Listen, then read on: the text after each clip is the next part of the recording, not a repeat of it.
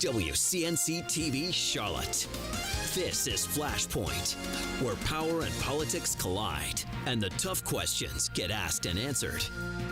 Good Sunday morning. Thanks for joining us here on a special edition of Flashpoint. I'm Ben Thompson.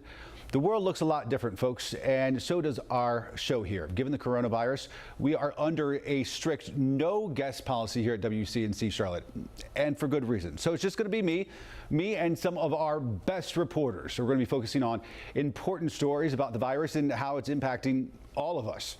We should say, for the latest numbers on the outbreak, where it's at, and any health advice in case you're having symptoms, you can head on over to our website, WCNC.com.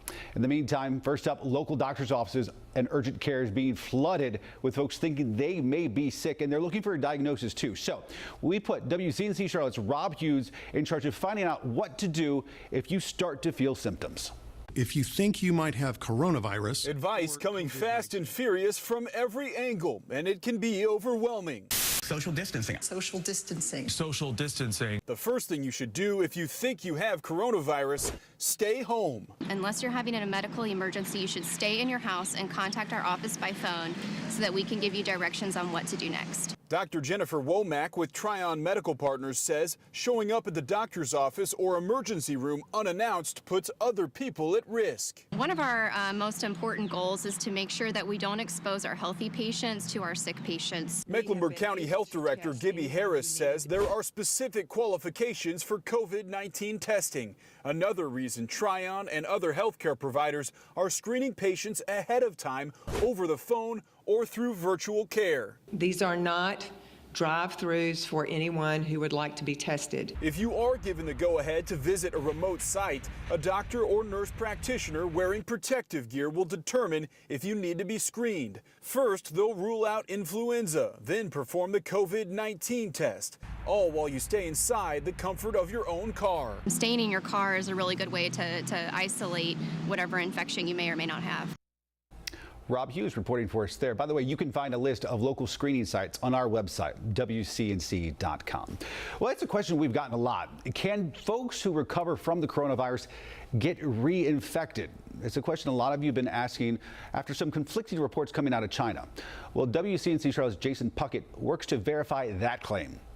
We talk a lot about the total number of coronavirus cases. Databases like the one from Johns Hopkins show over 200,000 cases worldwide, a number we may not hear as much. How many people have recovered? The same database shows about 82,000 people have gotten over the coronavirus. That's good news, but some headlines have made many second guess those numbers. Headlines like these: news reports about patients recovering from the virus and then testing positive again. So we want to verify. Can someone who has recovered test positive for the virus again? Well, to answer that, we went straight to the World Health Organization. The agency said it has seen these reports, and it confirmed that some patients are testing positive, quote, after they clinically recover. But the agency said it needs more samples from recovered patients to understand how long they can actually shed the virus. Now, this does not mean we should panic and assume people are getting the virus twice. If we stop here, we miss a lot of key context. First, the numbers. The reports from China only account for about 0.2% of cases. 0.2%. Second, these reports are mostly coming from news articles, not scientific reports. So they don't give real, raw data. That means the researchers have to go gather that. Third, these patients aren't all getting sick again. Most are just testing positive after getting over the symptoms. So to recap, we can verify. According to the WHO, yes, there are patients who test negative and have clinically recovered who then test positive again. But they don't have a solid answer why just yet. It could be that people hadn't actually fully recovered, or they say it could be a result of bad testing. That's why they're investigating. The key? This is a small percentage, less than 1% of total recovered cases in China. With your Verify, I'm Jason Puckett. And now a warning from North Carolina's Attorney General. Scammers trying to take advantage of the coronavirus fears. Attorney General Josh Stein investigating more than 130 price gouging complaints. Half of them were groceries, many others hand sanitizer. Stein says robocalls and phishing scams are also on the rise.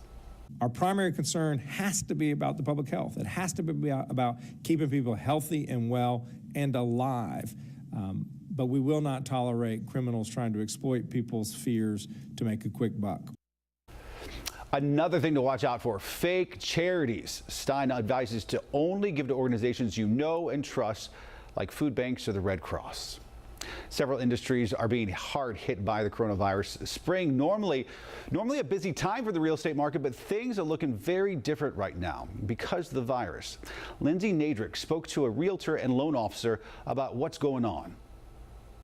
We're in uncharted territory for a lot of things right now because of COVID-19, and the real estate market is no exception. Real estate broker Michelle Maida says this is unlike anything she's seen in the past. Nothing nearly like this, not even 9/11, not the 2008 to 10 recession. No, nothing like this. So it's really interesting. This time of year, I probably would have a dozen listings going on.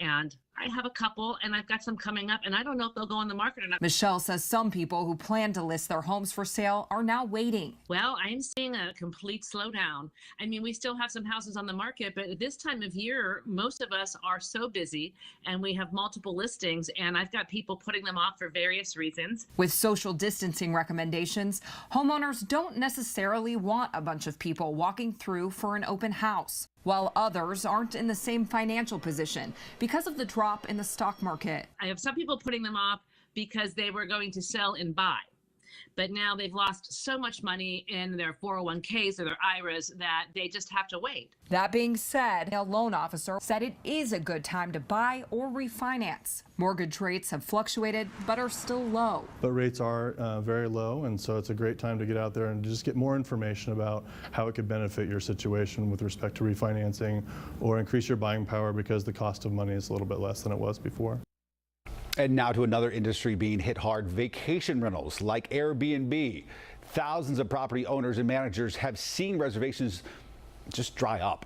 Kyla Bashi looked at the mounting losses for these small business owners. These are tough times in the travel industry, and not just for airlines and hotel chains. Owners and managers of vacation rentals listed on Airbnb and Vrbo have seen bookings wiped out due to concerns over coronavirus. Some owners will probably have to close their operations because of this. Becky Burnett, who owns one property and manages 4 others, has seen 90% of her reservations canceled in March and April. These are anxious times. I think it's going to be difficult to watch cancellations and be unsure if bookings are still going to be coming through. Unlike hotel chains, most short-term rentals are owned by individuals. They're small businesses that will have a tough time withstanding a prolonged slump. Yeah, there's a big question mark at this point of how my business is going to be affected in the next couple of months. Another consideration, the health of property owners. Jill Palamountain normally rents space in her Northeast Portland home on Airbnb. All of our bookings got canceled, and we've decided to close for a couple of months just because we share space and we want to be safe. Property hosts say despite losses, they're working to accommodate all the last-minute changes. 2 of the largest short-term rental platforms are offering different policies.